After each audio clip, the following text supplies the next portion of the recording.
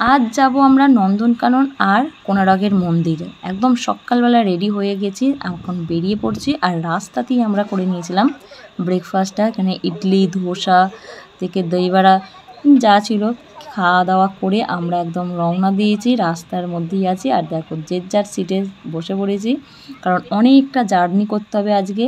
আজকে প্রচণ্ড পরিমাণে জার্নি যাকে বলে, আর এই বাসে করেই আমাদেরকে পুরোটা যেতে হবে। আর এখানে তোমাদের সবাইকে একটু দেখিয়ে দিলাম। তবে হ্যাঁ, যতটা পেরেছি আমি ততটাই তোমাদের সাথে শেয়ার করব। আর দেখো কি সুন্দর লাগছে না বাইরের দৃশ্যটা, একটা অপূর্ব লাগছে দৃশ্যটাকে দেখতে।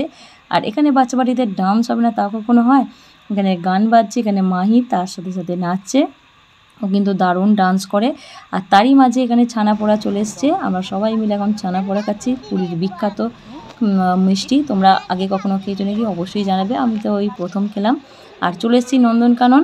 তো এর পার্ট আর একটা আসছে, তোমাদের ততক্ষণে একটাই কাজ, চ্যানেলটাকে সাবস্ক্রাইব করে রাখা, আর ভিডিওটা ভালো লাগলে একটা লাইক করতে ভুলো না।